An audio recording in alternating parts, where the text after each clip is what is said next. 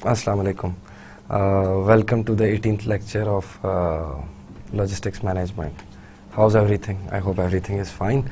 Another day to you are allocating 1 hour to me, and I'm grateful for that. I cannot guarantee an entertainment, but I can guarantee some knowledge. That's what I can do. Now, we in the 18th lecture, in the 17th lecture basically, what I wanted to highlight is, we were actually discussing this slide right in front of you. I hope you're going through the book step by step, because the knowledge that we impart over here are just the basic foundations. And there are many examples in the book, there are many sort of smaller case studies or discussions that would further help you in grasping the concept. Always remember that book is a man's best friend, other than the dog example, but book is man's best friend actually. That's a real thing. Now, if you keep on reading the book, that would further help you even in advancing, because the degree you are pursuing, maybe you plan to pursue next level of this degree program, or even if you like the field of supply chain, because that's what I'm trying to do over here, other than taking away 1 hour of your life and boring you to hell like that from my lectures. But the point is that if you really want to grasp a subject, if you really want to be an expert, if you really want to continue studies or do research or do PhDs in that area, it is very necessary that you make your foundations right here and right now. There is nothing complicated and difficult about this field. Anybody can take it up, believe me, as long as you have a strong interest in it. So I would always suggest that I have made one of the books as a textbook, BOLA one, and then I have mentioned some recommended textbooks in the start of this lecture, like in the first lecture, and that would be available to you in the contents as well. Buy those books, and if you can't buy all of those, at least buy the one which is the recommended textbook and go through it. Go through it chapter by chapter, because in one course in 32 lectures we cannot cover the complete book, but what we try to do is that at least I'm touching all the areas. I discussed customer services, I was discussing transport, I'm still discussing transport, I would go to inventory, I had already discussed location. So there are further things in the book related to location that I have no time to cover.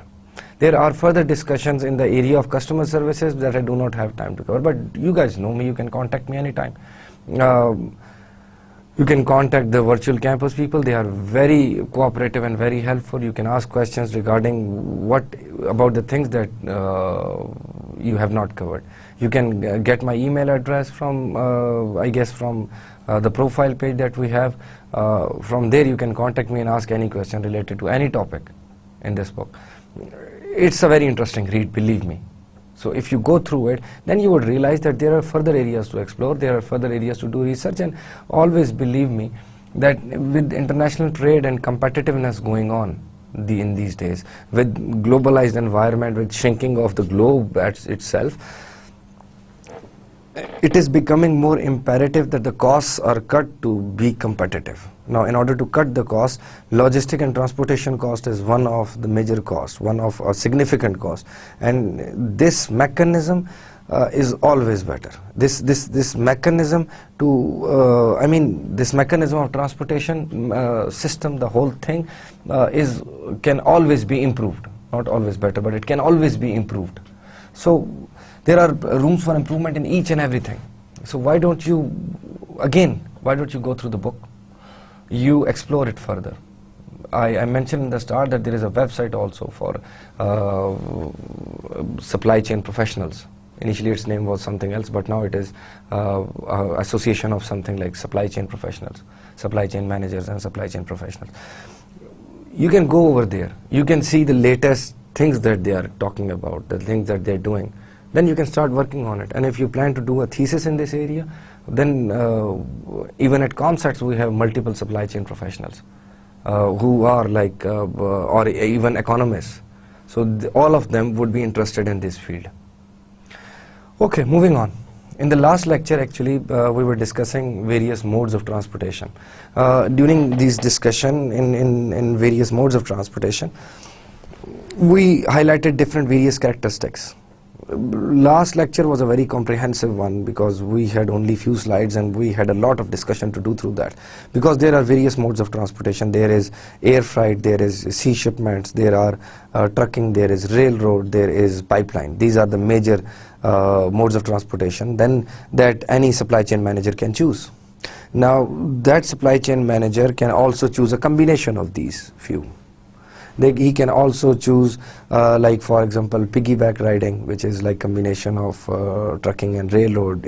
You can choose a combination of fishyback riding, that is for example combination of maybe trucking and sea shipments. You can also choose air freight or buddy back riding, that would be combination of trucking and sort of air cargo.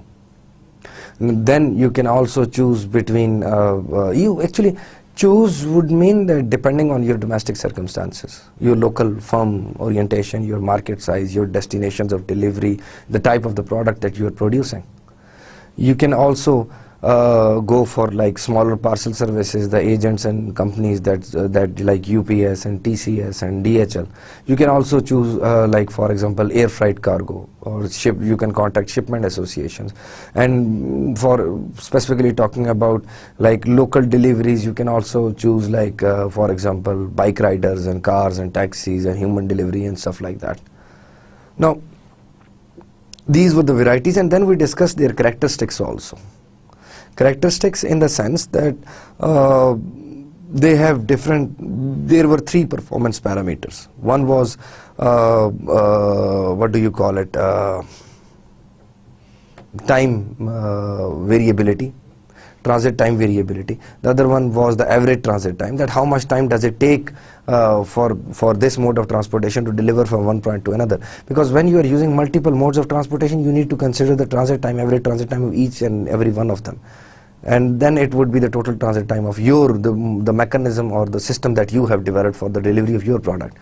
Then you can you also need to see the average variability in the transit time, because for example if the delivery time is 30 days, it can be for example 25 in few days, and can be it can change to 35, because you also need to see the variability between them. Then there is the aspect of loss and damage in the performance. Loss and damage is basically one of the parameters that is associated, because once the product is damaged and it is delivered to the customer, then the customer is not happy with that product. That customer is going to come back to you and claim that product, and that is another cost that is going to be incurred. So that unhappy customer might go for some other product and return that product item to you. Then specifically I gave you an example of a conference where I attended, and one of the main discussions was that while exporting on either using trucking or railroads, when you meet the customs, the procedural formalities are so slow that the perishable items get destroyed or degraded over there. So once you are on the route and you are almost half the way, and there is a border and there are custom requirements that you have to meet, then those customer requirements might be so extensive that it would damage the product. Not physically they would damage the product, but I mean if specifically in case of perishable items, and if there are no cold storages available over there. That was the specific case of Pakistan. Now once that product is delivered to the customer won't be happy. If the customer won't be happy, then definitely either they would return that product to you, or they would never place an order to you again. So that damages your credibility. So these things are real life issues that people face, and that is why the subject of supply chain and logistics is very important. There are no doubt other factors involved in it, because when we're talking about customs, these are government formalities that we have to bear with. Now these government formalities, when certain countries enter into agreements, they try to synchronize those formalities. They try to make the systems easier, so that these delays do not hurdle their trade. Because nowadays, in current economic times, trade and globalization, with economic integration, somehow of certain levels, there are different levels of economic and financial liberalizations and integrations. Trade is one of the main things that define the relationships of countries. If you are trading a lot with some other country, that would automatically strengthen your relationship with them. because both of the countries cannot survive with products of the other country. There are no doubt there are like military powers also, but then there are economic powers also. China is export, export and export. Chinese products are everywhere in this world right now, in every country, in every place. And that is one of the reasons of its strength in the world, because without Chinese products it would be very difficult to survive. They produce low cost and in certain cases very high quality products. So when those products are available to customers in the far-flung area, I might not be able to afford, for example, a computer from Japan or from Germany or something like that. They might be very expensive over there. But I can afford one assembled or finalized in China because the labor cost is very low over there. So trade is very imperative, and when we talk about trade, automatically the logistics or supply chain comes inside it. And we're talking about logistics and supply chains, the issues and the modes of transportations automatically comes inside those. Okay, now then we were discussing this slide. I also highlighted the difference between common carriers, contract carriers, private and agents. Now common carriers would be those are mostly regulated and owned by government agencies, and they provide services to anybody who wants to acquire those services.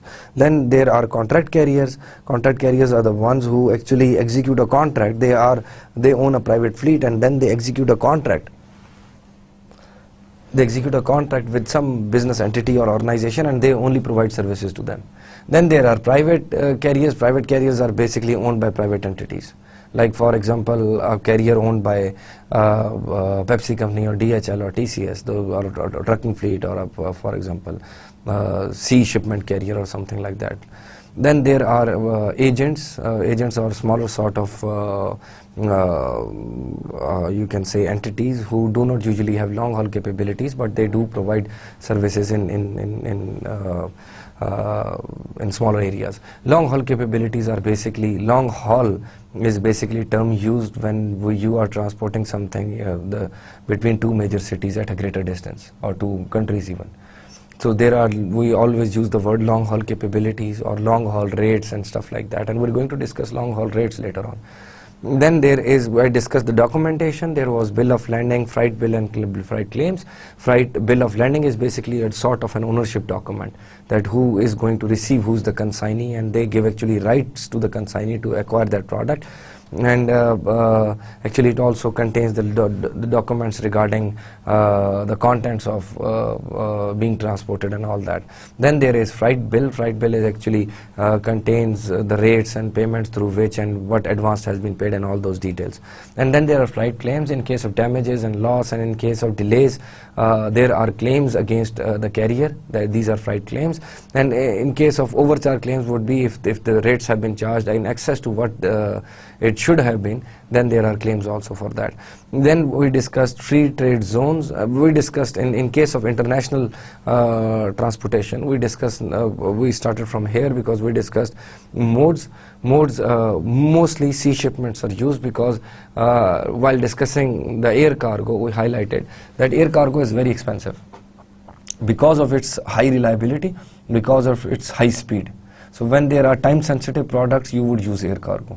When when you need reliability, you would use air cargo. But when you can manage your for example inventory very well, and when you are not on a short leash of time, then you might use sea shipments in an international trade. It is very rare to use for example railroad and trucking, but they are definitely, I'm not saying that they are not utilized, because many bordering countries would always use trucking or railroad across the board, because that is very common in Western Europe. They would use railroad cargo definitely for importing and exporting. They would use sea shipments in their local rivers, and same goes for Pakistan, because we also use trucking fleets and not specific railroads, but the railroad was one of the discussions that came up in that conference I was discussing. I should have explored the name of that conference. It was related to some specific region and trade block actually, but still at least you have the idea what I was discussing. It was related to the relationships of Pakistan with the Central Asia and other Asian countries for for access for opening up of trade, and it was sort of they tried to gather the businessmen, importers and exporters, so that and as well as transporters, so that they can collaborate with each other and contracts may be executed. Many MOUs were signed on that day. Now I was right now discussing modes. Okay, so Pakistan also uses trucking while importing and exporting from China. We use the Silk Route. So they are used for international trade, but when we are talking about across continent movements, then mostly it is through sea shipments. When we are talking of exporting from this Asian region to America, or maybe towards Turkey and Greece and Europe, then there are sea shipments mostly. Then I discussed the documentation. I committed to you that I would show you, because it was a big list of documents. When we export and when we import, there is a list of documents these would be the list of documents that are required on average. I'm not talking about a specific country, specific list of documentation, but they would be required on average. Now the list was very comprehensive. That is why I plan to shift it to this lecture from the last lecture. I also discussed the free trade zones. Free trade zones are basically zones created in a country where when you enter that zone, you do not have to pay customs. And I discussed that countries often, companies or organizations, after assemble and finalize their product and take it out, once they enter the country, they have to pay customs. So either they import they take the product inside the country and they pay custom duties, or they might take it out and without paying any custom duties, just paying other charges that are associated with acquiring that facility. Now, coming to the documentation. This is a list of documentation, normal on average list of documentation that is required while exporting. You see, it is a very comprehensive list. That is why I said that it is better that I show this list in this lecture. Now, while exporting, the first document that you need is bill of lading.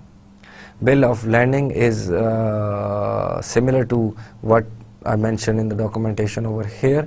That is, bill of lading is basically a legal document that defines the ownership, that defines basically the contents and all that. That it is a legal document. It can be presented in the court as an evidence. Then there is you can also explore the details of bill of lading and bill of right on the internet. Bill of lading versus bill of right. Just type that and you'll see the differences. Then there is doc receipt, that is transfer accountability, that the item has been transferred to the consignee. Then there are delivery instructions. These are mostly the list of documents that when you are dealing in case of international trade, keep that in your mind. And when I'm specifically talking about international trade, I'm going to discuss these documents in terms of sea shipments. That when you leave one port, one harbor to the other harbor to the other port, a seaport, and these are the documents while exporting, and then I would going to discuss the documents while we are importing through that mechanism. So we are talking about sea shipments. I'm going to discuss these examples in terms of sea shipments. They would similarly apply to air cargo and all that, except for minor changes. Then there is doc receipt, the transfer accountability. Then there are delivery instructions. Delivery instruction is that when the item has been, for example, something comes to Pakistan from, you can say US, at our dockyard, at our seaport. Once that item is over there, that item is going to be distributed within Pakistan on trucking, for example. So delivery instructions are those instructions that are handed over to the next carrier for instructions how to handle the document, what is contained inside the document and all that. So those are delivery instructions. Then there is letter of credit, that is actually guarantee of payment. You must know that mechanism of letter of credit from your finance courses. It is a guarantee of payment that once the items have been received, then the importer would actually pay. There is a bank, and though two banks involved in between, and there is a guarantee that the payment would not be withheld once the items are delivered. Then there is a consular envoys. Consular envoys is basically control and identify goods shipped to a country. In order to because countries keeps checks and balances. There are multiple items that cannot be imported in Pakistan. There is a banned list of items that cannot be imported. There are banned list of items that are in multiple countries. You cannot import everything actually. You cannot export everything out of the country. There are certain restrictions by the government formalities. There are quotas and stuff like that. So there are so many restrictions in international trade that are, these restrictions are in many cases on the developing countries. There is a whole debate in economics about existence of, you can say, mercantilism sort of thing. But that is a very interesting debate, because there was a Nobel laureate who wrote an article that mercantilism is alive and dead. The philosophy of mercantilism is that you control your economy in terms of trade, so that your exports are greater than your imports. So when a country restricts certain items, that is not liked by the developed countries. There is a, let's not go into that debate. Control and identify the documents that have been received. For that, there is a consular invoice that these are the documents, these are the items that have been imported. You need to monitor that which items are entering the country and which items are not entering the country. Then there is a commercial invoice. It is actually simply a bill from seller to the buyer. Then there is certificate of origin. It gives the origin from the where the product has been manufactured actually. So when we see on the product कि ये made in Japan, and we look for made in China, so that is actually, there is a certificate for that along with the consignment that this is where the product originates from. Then there is insurance certificate, कि item की जो insurance हुई हुई होती है उसका certificate साथ होता है उसके. Then there is transmittal letter. There is particular shipment and records of the documents. कि पूरी डिटेल होती है उसकी कि ये शिपमेंट है और ये रिकॉर्ड्स हैं उस डॉक्यूमेंट्स सारे, ये मतलब दीज आर द रिकॉर्ड्स, सारा कुछ इसके साथ ये शिपमेंट के साथ आ रहा है और ये इसके अंदर आइटम्स अवेलेबल हैं. Okay, so these are basically the list of documents that are required for exporting a product. So do you have any questions related to them? These are the average documents. There might be certain additions and subtractions. There might be in cases that in certain countries the documents might be combined or stuff like that.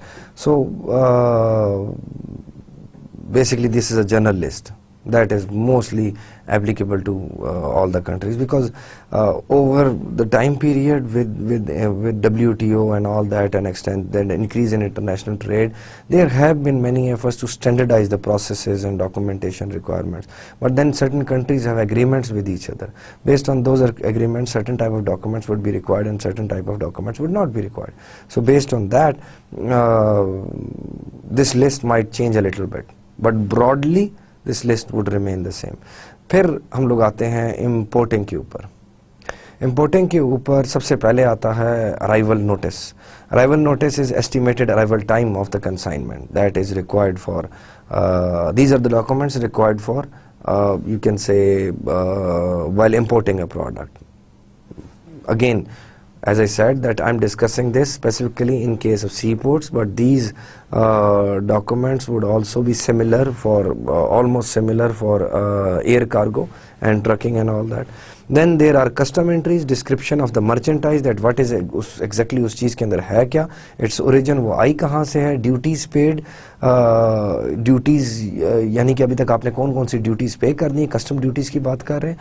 फिर ताकि जो पूरा product का process, अब ये documentation आपके साथ होगी तो कस्टम क्लियरेंस आपके लिए आसान हो जाती है.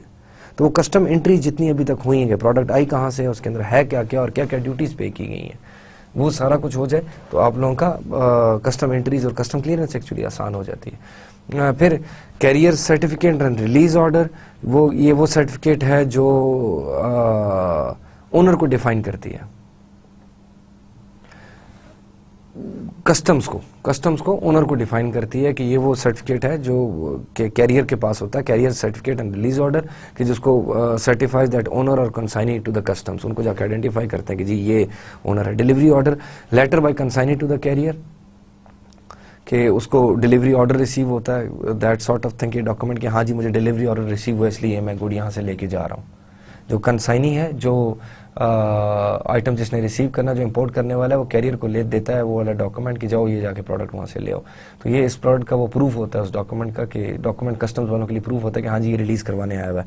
Then flight release, evidence of payment of flight charges, ये दैट इज़ बेसिकली कि हम लोगों ने फ़्लाइट पेमेंट कर दी है, उसकी रिसीट होती है basically, that is freight release, that sort of receipt sort of thing. तो ये वो सारे डॉक्यूमेंट्स हैं जो ब्रॉडली इंपोर्ट करने के लिए रिक्वायर्ड होते हैं। जब कोई आइटम इंपोर्ट करते हैं, when you go to the sea port to collect that item, then these are the things. सबसे पहले चलें हम इसको आखिर में फिर एक दफ़ा समराइज कर लेंगे, गो थ्रू कर लेंगे। So you see basically why I kept this in this lecture, because the list were very comprehensive. Now moving on, अब आ जाते हैं हम रेट टाइप्स के ऊपर। This is an interesting thing. हम लोग जितना इसको वो समझ रहे हैं कि ये वेग होगा, it is not that vague. In certain countries and even in Pakistan they are very well defined. ख़ास तौर पे जब ट्रेड की और शिपमेंट्स की बात आती है, they are very well defined. मतलब आप कभी, आई डोंट नो आप लोगों का एक्सपीरियंस है कि नहीं, लेकिन कभी आपको पार्सल भिजवाते हैं, कोई बड़े साइज़ का पार्सल, तो उसको वो वेट करते हैं, इवन के छोटे छोटे लेटर्स को वेट करते हैं। जब वो लेटर को वेट करते हैं तो एक ख़ास वेट के ऊपर एक ख़ास रेट लगाते हैं। आपने फॉर एग्जांपल यूएस को पैकेज भिजवाना है, आपने चाइना को पैकेज भिजवाना है, वो उसको उठा के वेट करेंगे। फिर वो उसकी डायमेंशंस भी देखते हैं कि इससे बड़ा पैकेज, इस डायमेंशन का पैकेज, इस वेट का, इस डायमेंशन का पैकेज, इस वेट का। फिर एक उसमें वो होता है, फिर उसमें साथ रेट्स होते हैं कि उसने जाना कहाँ पे है उसके हिसाब से। फॉर एग्जांपल सिमिलर साइज़ का पैकेज अगर फॉर एग्जांपल जर्मनी जाना है और सिमिलर साइज़ का पैकेज चाइना जाना है, तो दोनों there might be different rates for them.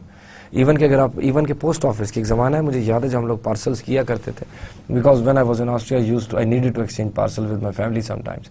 तो वो वेबसाइट के ऊपर या मैं भिजवा रहा था या वो भिजवा रहे होते थे।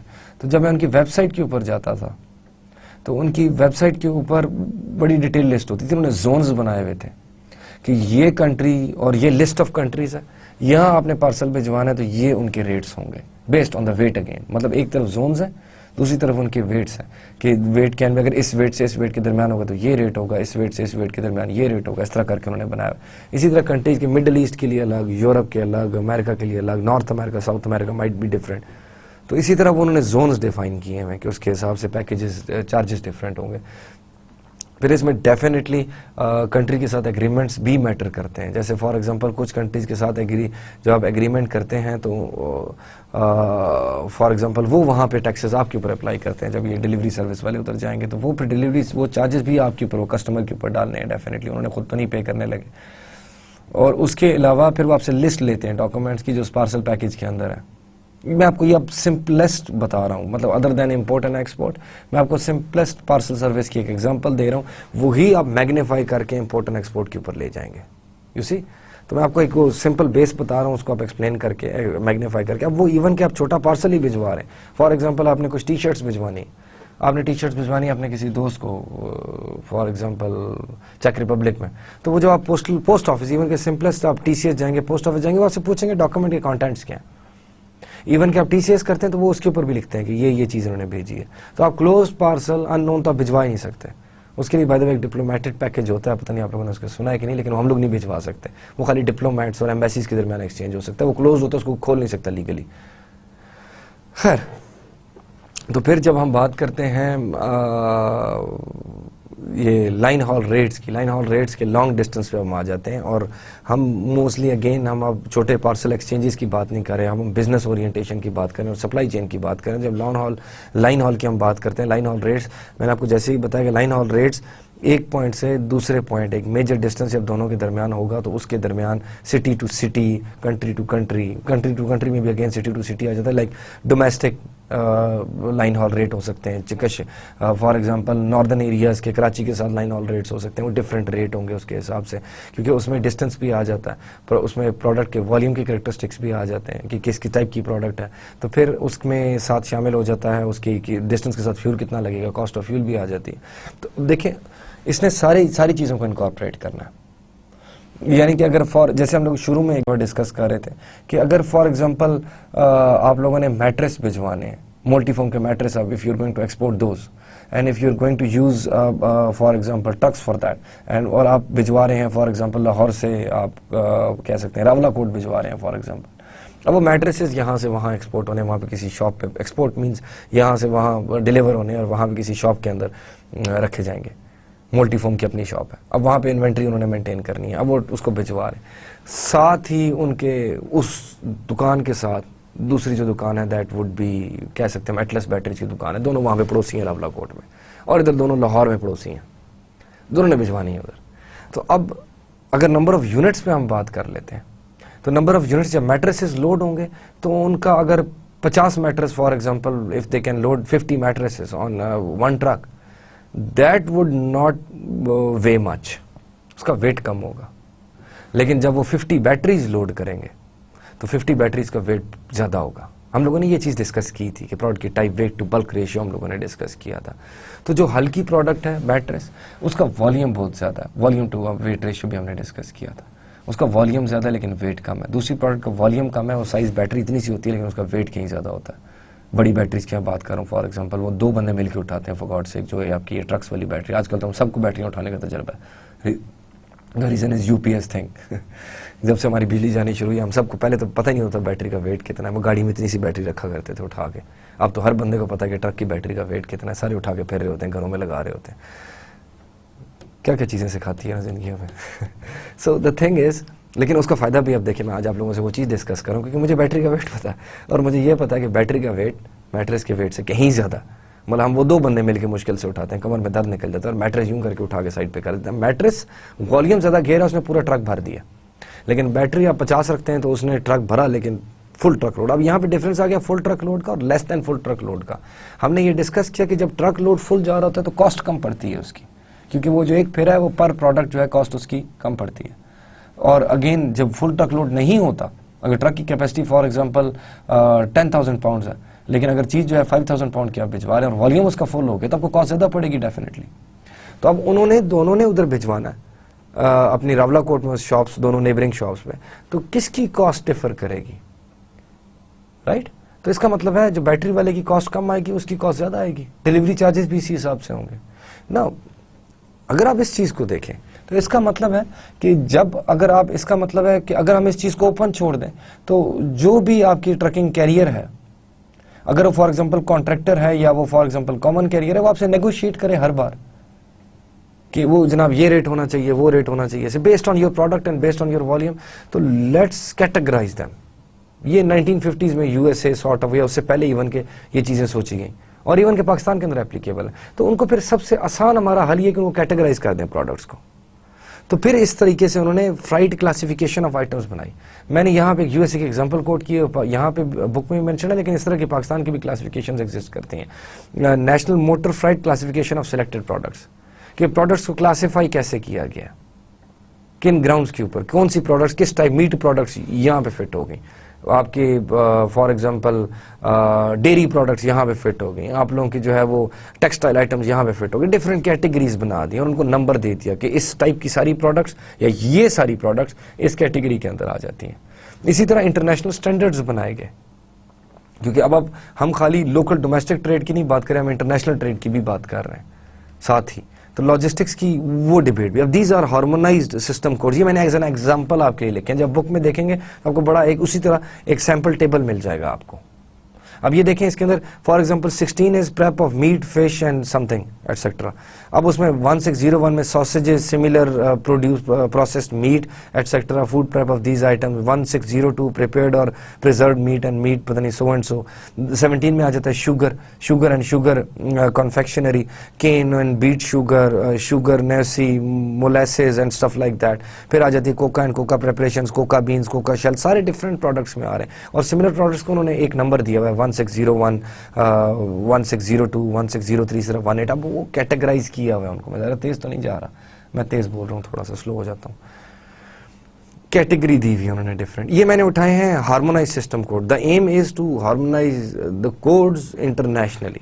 ये इसलिए somehow approaching through UN website में यहाँ तक पहुँचा। मैंने सैंपल के तौर पे आपके सामने रखना था। तो basically going back to this slide, motor national motor freight classification of selected products भी इसी तरह, that is a US thing. वो यूएसए की एक टेबल इस बुक के अंदर दिया हुआ है, वो ये उस टेबल का नाम है। और definitely it would be a big book, लेकिन यहाँ पे एक छोटा सा टेबल दिया हुआ है, उसका सैंपल उठा के लगाया हुआ है सिर्फ समझने के लिए कि आपने प्रोडक्ट को क्लासीफाई कर दिया डिफरेंट कैटेगरीज के अंदर।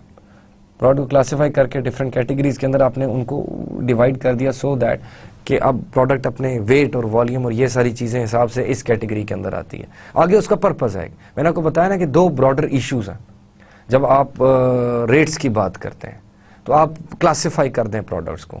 जब आप क्लासिफाई करके रेट्स लगाते हैं तो आपका डिफरेंट मैकेनिज्म हो जाता है। क्लासिफाई आप प्रोडक्ट को प्रोडक्ट की टाइप के बेस पे करेंगे, फिर आप डिस्टेंस के हिसाब से उनके रेट लगाएंगे। जब डिस्टेंस के हिसाब से रेट लगाएंगे तो बीच में जिप कोड्स आ जाएंगे जिसके नीचे लिखा हुआ है रेट टेबल्स ऑफ टैरिफ्स, कि अब इट कैन बी डन, मतलब zip code can be done, कि इस जिप कोड के अंदर डिलीवर करने का, फॉर एग्जांपल इस्लामाबाद से बात करते हैं, अगर हम इस जिप कोड के अंदर डिलीवर करते हैं तो ये रेट होंगे, इस जिप कोड में डिलीवर करते हैं तो ये रेट होंगे। और ये रेट भी खाली ऐसे नहीं होंगे, इस प्रोडक्ट क्लासिफिकेशन के इतने वेट से तक, इतने वेट से इतने वेट तक ये रेट होगा, इतने वेट से फॉर एग्जांपल 10,000 टू 15,000 पाउंड्स ये रेट होगा, 16,000 टू 20,000 पाउंड ये रेट होगा, राइट। तो आप क्लासिफाई कर रहे हैं, कैटेगरीज बना रहे हैं उसकी, उस प्रोडक्ट टाइप के बेस पे, तो आप सिंप्लीफाई कर रहे हैं अपनी लाइफ ताकि आपको रेट्स क्लियर हो। I hope you understand the concept कि अभी मैंने आपको प्रोडक्ट की क्लासिफिकेशन दिखा दी है।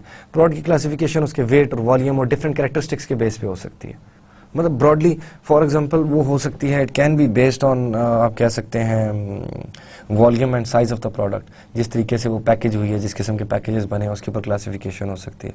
उसकी क्लासिफिकेशन हो सकती है फॉर एग्जांपल रिस्क एसोसिएटेड, उसके थेफ्ट और उसके कितने चांसेस हैं, उसकी डेंजर एसोसिएटेड है, प्रोडक्ट वैल्यूएबल कितनी है, उसके हिसाब से कितनी प्रोटेक्शन उसको देनी पड़ेगी, प्रोडक्ट की पेरिशेबिलिटी क्या है, कितनी जल्दी पेरिशेबल है वो, इसके ऊपर क्लासिफिकेशन हो सकती है। क्लासिफिकेशन के पैरामीटर्स के अंदर देखा जा सकता है कि दूसरी प्रोडक्ट्स को वो कितना हैजर्डस है और कितने रिस्क उसके बेयर करती है, ये क्लासिफिकेशन हो सकती है।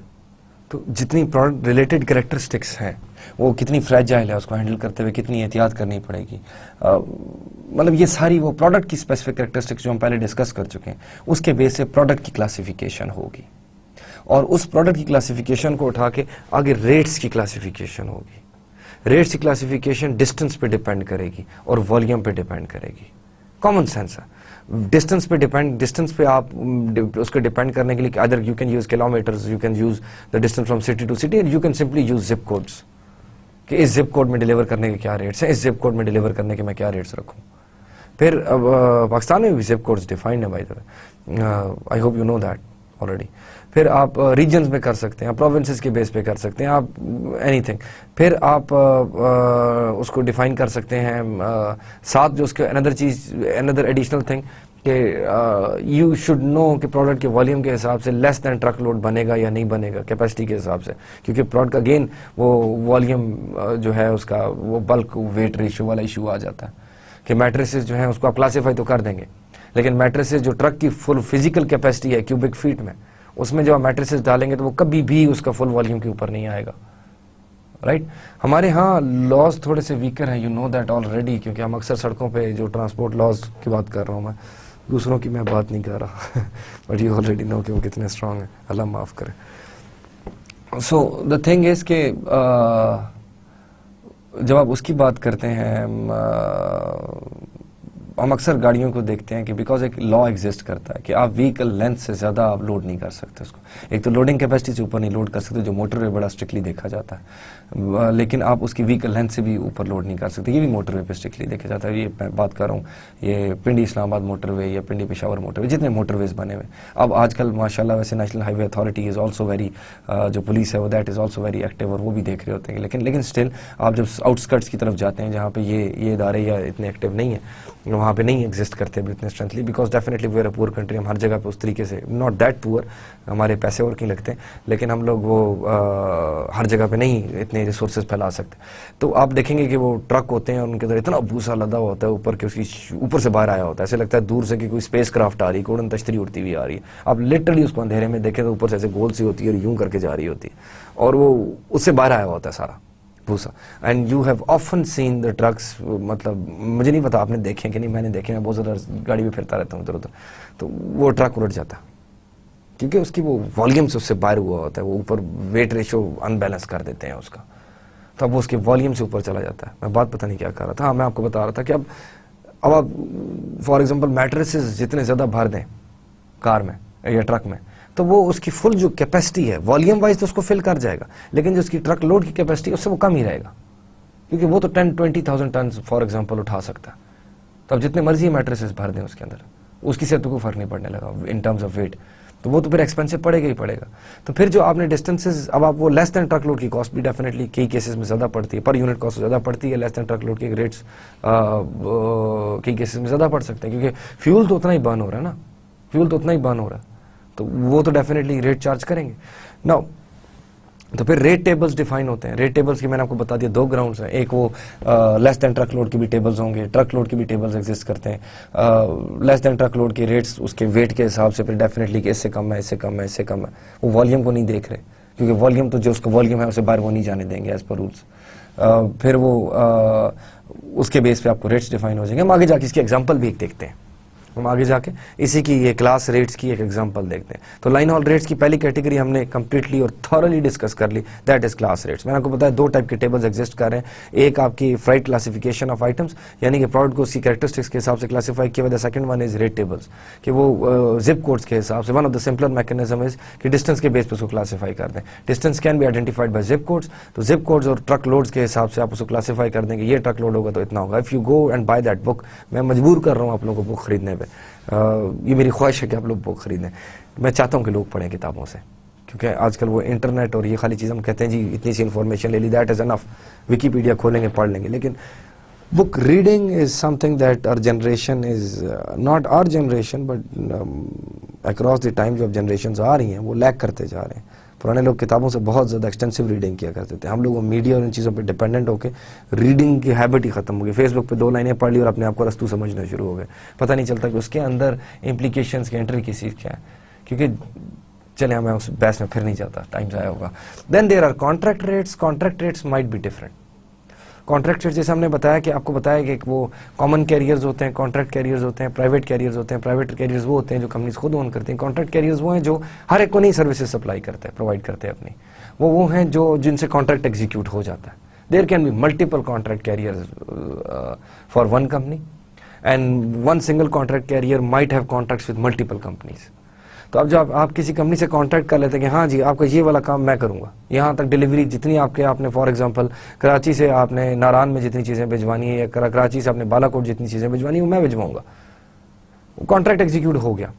कॉन्ट्रैक्ट एग्जीक्यूट जब होगा तो वो डिफरेंट रेट से खास रेट्स चार्ज करेगा, वो कॉन्ट्रैक्ट रेट्स कहलाते हैं। They might be different from these classification tables, they might be higher और लोअर, वो उस कंपनी के नेगोशिएशन पे डिपेंड करता है आपस की।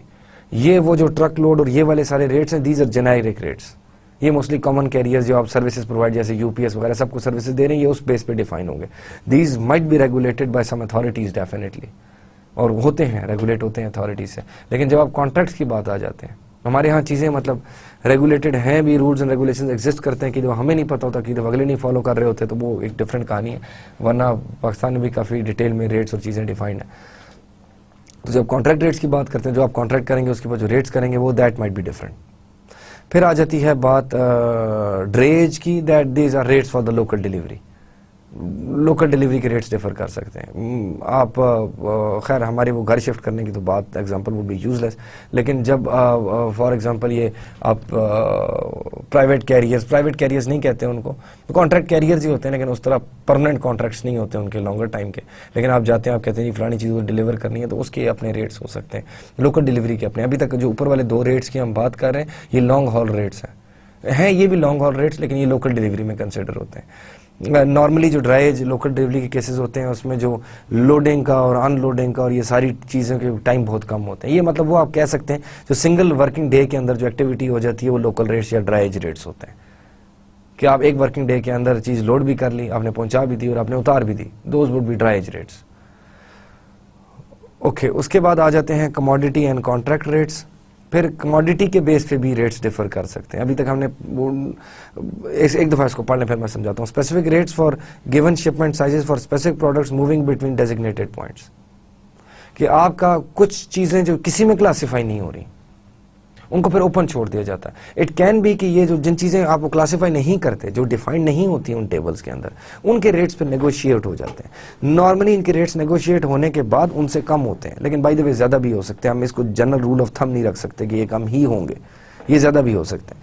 But still specific rates for given shipment sizes of a specific commodity, bye the वे जो लिखा हुआ है यहाँ पे, for specific products for specific commodity moving between designated points, कि ये वो चीज़ें हैं जिनके रेट्स उस तरीके से डिफाइन नहीं हुए, लेकिन ये इंतहाई होते ये भी कॉन्ट्रैक्ट रेट्स ही हैं, कि ये वो वाले रेट्स उस तरह के ही कॉन्ट्रैक्ट रेट्स हैं, ये सिमिलर, लेकिन ये अब वो चीज़ें हैं जो डिफाइंड नहीं है उसमें। तो ये वो कॉन्ट्रैक्ट रेट्स हैं जो आप किसी खास कमोडिटी के लिए किसी, जी हम आपकी ये वाली प्रोडक्ट इस पॉइंट से इस पॉइंट तक इतने में डिलीवर करेंगे, दीज वुड बी, ये अगेन अ टाइप ऑफ, मतलब डिफरेंट रेट का टाइप है। लॉन्ग हॉल रेट्स बड़े वेल डिफाइंड है, उसके बाद कमोडिटी एंड कॉन्ट्रैक्ट रेट्स हैं। Then there are special service charges. वैसे by the way special service charges तो हम डिस्कस करते हैं। आई वाज थिंकिंग ये जो कमोडिटी रेट्स नीचे ब्लू लाइन लिखा हुआ है, that is somehow similar to that contract rates जो सुपर लिखा हुआ है। मेरे ख्याल में इसको रेट टाइप्स के अंदर सेपरेट बुलेट बना देना वुड बी, क्योंकि जो contract rates long haul rates के नीचे लिखा हुआ है दैट इज समथिंग सिमिलर जो कमोडिटी रेट्स है, तो इधर वहाँ पे नहीं लिखते, यहाँ पे नहीं है, ये भी लॉन्ग हॉल रेट्स ही, लेकिन ये आप कह रहे हैं कि क्लास रेट से हट के जो स्पेसिफिक रेट्स ऑफर किए जाते हैं ये वो वाले कॉन्ट्रैक्ट रेट्स हैं। अगेन वही जैसे specific rates for given shipment size, क्योंकि जब कॉन्ट्रैक्ट आप एग्जीक्यूट कर रहे होते हैं तो वो यही रेट होता है कि एक गिवन शिपमेंट साइज ये हम आपकी प्रोडक्ट ऐसे डिलीवर करेंगे, तो आप इन दोनों को सिमिलर कह सकते हैं। तो आप इसको मतलब ये दोनों को, ये उसकी डेफिनेशन आप ट्रीट कर लें। Direct rates as it is है कि लोकल डिलीवरी के रेट जो नॉर्मली जो हम ट्रीट करते हैं कि एक वर्किंग आवर के अंदर, एक वर्किंग डे के अंदर कंप्लीट हो सकता है, ये वो है local delivery. Then there are again जो मैं डिस्कस कर रहा था अभी, स्पेशल सर्विस चार्जेस आ जाते हैं। Special service charges are extra charges. इसमें आ जाते हैं डाइवर्जन एंड रिकंसाइनमेंट चार्जेस, और इसके अंदर आ जाते हैं स्टॉप ऑफ प्रिविलेज एग्जांपल, मतलब stop of privilege charges. Example मैं इसके आगे जाके देता हूँ, एग्जांपल मैंने इसलिए लिखा हुआ था।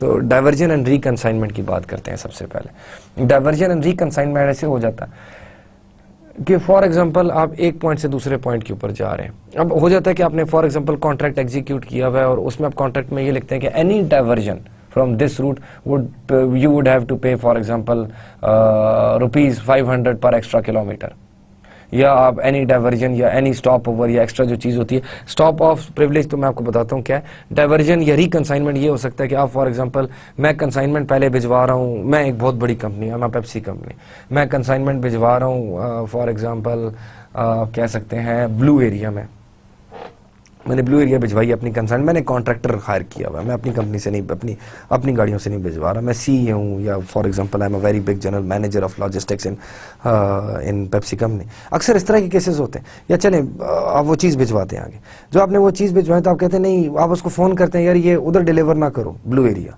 ये जाके फॉर एग्जाम्पल जाके डिलीवर कर दो आप F10 के अंदर।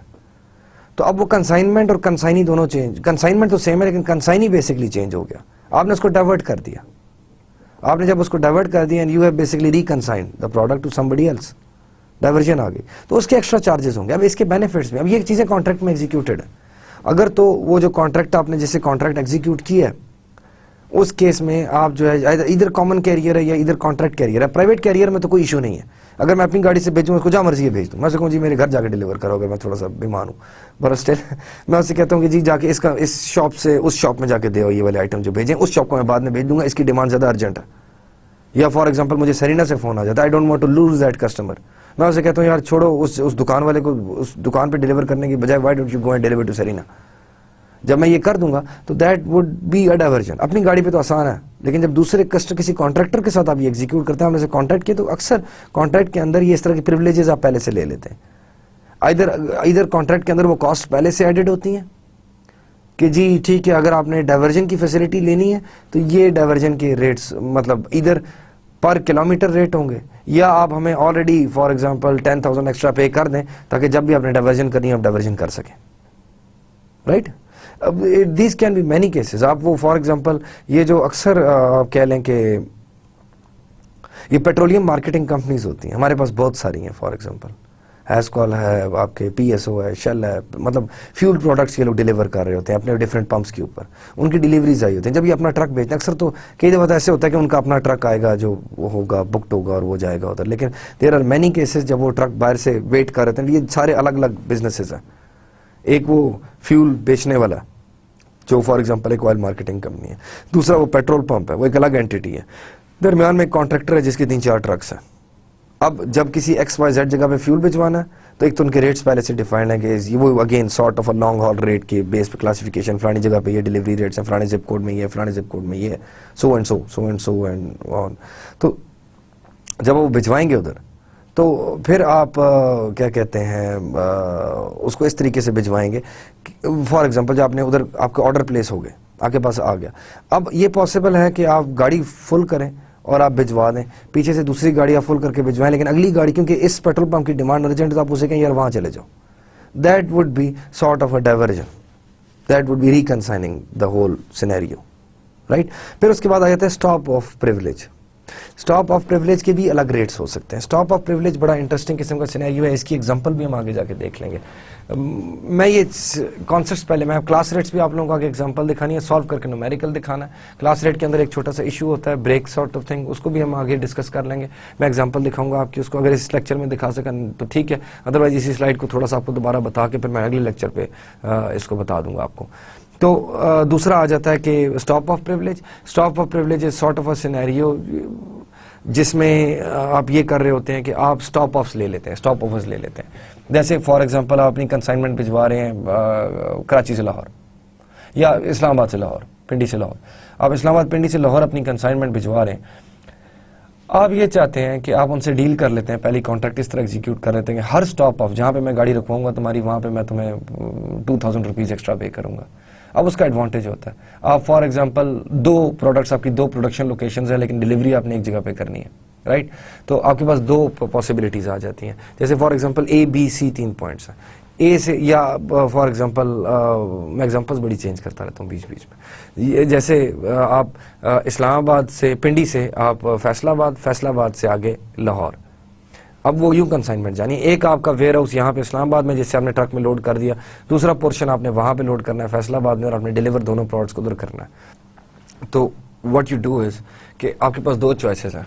या तो आप फॉर एग्जांपल उससे 2000 जो आपने पे करना है वो आप ना पे करें, आप उसे स्टॉप ओवर प्रिविलेज ना लें, स्टॉप ऑफ प्रिविलेज। आप ये करें कि आपने यहाँ से पहले यहाँ से फैसलाबाद तक एक रेट लें, फिर फैसलाबाद से लाहौर तक अलग रेट लें, पूरी पूरी कंसाइनमेंट का रेट लें कि जी यहाँ से वहाँ पहुँचानी है कंसाइनमेंट, फिर वहाँ से वो अगली कंसाइनमेंट पहुँचानी है। इसकी कॉस्ट ज़्यादा होगी नॉर्मली कि आप उससे एक स्टॉप ऑफ ले लें, आप यहाँ से फैसलाबाद पहुँचाएं, वहाँ से बाकी सामान उसके अंदर लोड करें और वो उसको आगे लाहौर पहुँचा दें। तो इससे अगर जिसमें जिसकी कॉस्ट कम पड़ती है उस हिसाब से अगर आपको स्टॉप ऑफ प्रिविलेज लेने की कॉस्ट कम पड़ती है नॉर्मली जो पड़ती है, तो then you would do that. तो बेसिकली दिस इज, आप कह सकते हैं कि स्पेशल सर्विस चार्जेस है। So we are almost at the end of our lecture, so now I would summarize what we have covered today.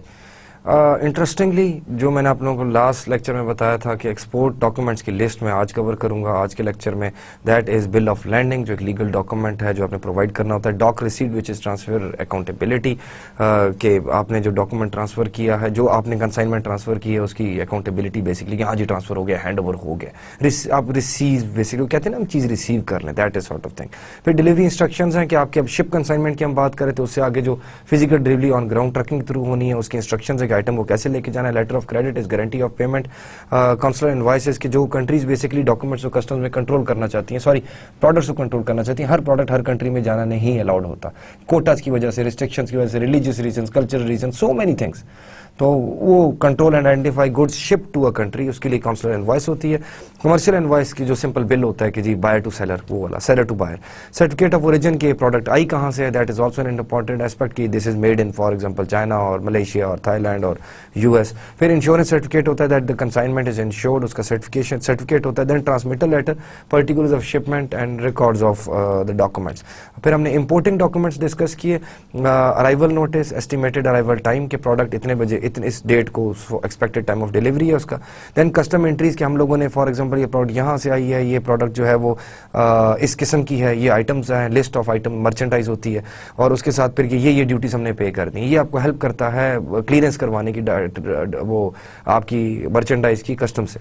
फिर आपका career certificate release order होता है कि ये जो है सर्टिफाइज द ओनर और कंसाइनी टू द कस्टमर्स कि ये ओनर या कंसाइनी है जिसने प्रोडक्ट रिसीव करनी है। ये आपको उधर से आता है जो आपका एक्सपोर्ट, जो उधर एक्सपोर्टर बैठा है, जो आप जिससे आप इंपोर्ट करते हैं, वो आके आपको एक डॉक्यूमेंट देता है कि हाँ जी मैं ओनर हूँ, उसके बगैर मुझे वो कभी भी चीज़ हैंड ओवर नहीं करेंगे। ये वो सर्टिफिकेट है। बेसिकली कैरियर को वो देते हैं कि जी ये कैरियर जाके ये ले आओ प्रोडक्ट। तो डिलीवरी ऑर्डर होता है letter by consignee to the carrier again, कि मैं उसको लिख के देता हूँ कि हाँ जी ये मेरे बिहाफ पे ये चीज़ लेने आया हुआ है। फिर फ्लाइट रिलीज होता है, evidence of payment of flight charges के हमने सारे चार्जेस पे कर दिए। उसके बाद ये आखिरी स्लाइड मैंने काफ़ी कॉम्प्रिहेंसिवली डिस्कस की। लॉन्ग हॉल रेट्स के अंदर मैंने क्लास रेट्स डिस्कस किया, आपको बताया कि प्रोडक्ट्स को क्लासीफाई किया जाता है। क्योंकि हम अगले लेक्चर में इसी से स्टार्ट करेंगे, तो फिर क्योंकि एग्जाम्पल्स भी इन्हीं चीज़ों की देनी है, तो मैं दोबारा एक दफ़ा समराइज करूँगा, इसलिए I will cut short today. फिर कमोडिटी एंड इसके डिफरेंट रेट्स होते हैं, प्रोडक्ट्स को क्लासीफाई करके जिप कोड्स के बेस पे डिफरेंट रेट्स होते हैं। फिर कमोडिटी एंड कॉन्ट्रैक्ट रेट्स होते हैं, जैसे कि आप फॉर एग्जांपल कह सकते हैं कि certain specific product, specific volume, specific destinations के केसेस में वो इनसे डिफरेंट रेट्स, जो लॉन्ग हॉल रेट्स होते हैं, जो क्लास रेट्स होते हैं, उससे डिफरेंट रेट चार्ज कर सकता है कैरियर।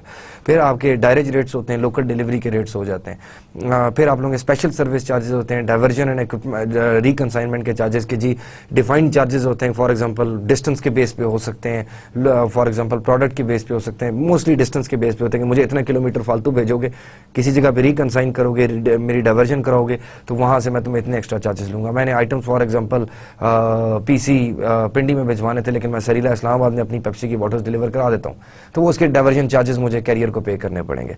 इसी तरह स्टॉप ऑफ प्रिविलेज होता है कि अगर मैंने एक आइटम एक जगह से दूसरी जगह पहुँचाना है, दरमियान में जितने मैं एक्स्ट्रा स्टॉप्स करूँगा वो मैं उसके इतने पे करूँगा। वो स्टॉप्स इसलिए नेसेसरी हैं कि खैर इसकी मैं आपको डिटेल में एग्जांपल आगे बता दूंगा, आपको बेनिफिशियल पड़ता है स्टॉप ऑफ प्रिविलेज लेना।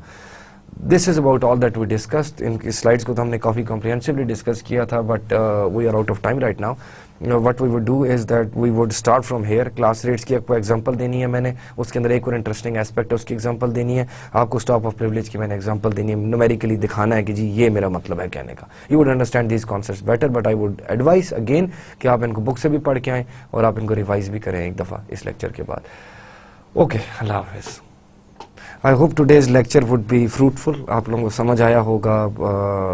थोड़ा सा हम तेज़ थे, लेकिन उसका मकसद ये था कि हम अब कंटेंट्स कवर करना चाह रहे हैं। 18वें पे हम पहुंच चुके हैं, 18वां बल्कि हम ख़त्म कर चुके हैं। 32 तक हमारे पास लिमिट है। इतनी मोटी किताब है मेरे पास जिसमें से आपको मैंने चीज़ें कवर करवानी है, तो मकसद ये है कि इस वजह से थोड़ा मैं तेज़ होता जा रहा हूँ।